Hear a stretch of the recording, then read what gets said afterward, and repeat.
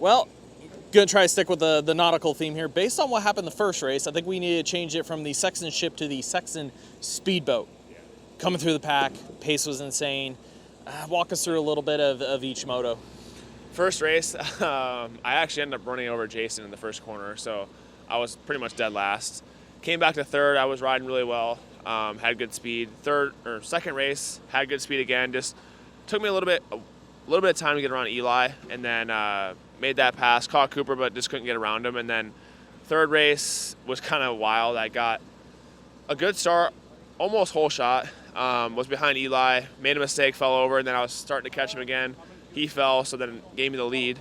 And I felt really solid. I felt like I was putting in good laps, just misread the lappers and lost a lot of time. So that was unfortunate, but overall I'm really happy with how I rode tonight. More solid and less mistakes.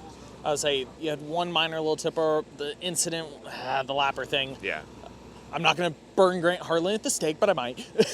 It was really, really a solid night. I know we keep talking about you each positives, but man, that was just, it was an inch off of being done, but it was really a really good complete night. Yeah, I felt like I just felt well-rounded, and I felt like the track was really slippery and easy to make a mistake on, and I obviously didn't make one, but besides that, I rode good. So, like I said, I'm in a pretty good mindset now. I feel like I'm building in the right direction, and the bike's getting better. So, on to Daytona and more testing this week.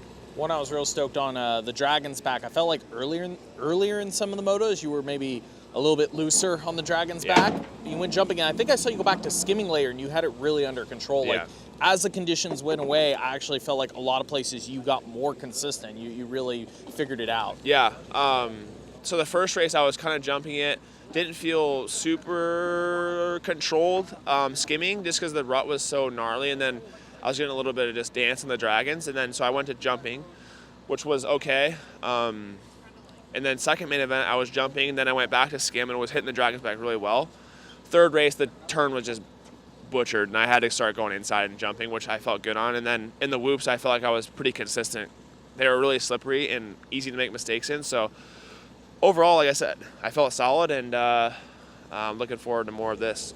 One last one. First main, did you ever double over the start line?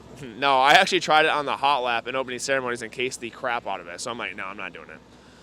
Dude, Tomac, I think, was doing it, right? He did it for like 3 laps, and then actually he went long on the quad, spooked him, and he quit doing it. He and Kenny did it for 2 or 3 laps, and then chopped it, and nobody else did it. Yeah, it was, the face needed to be just a tad bit bigger for us to jump it, but I tried it on the opening ceremonies, cased it, and I said, yep, we're not doing that. Cool. Well, on to Daytona. Yeah, thank you.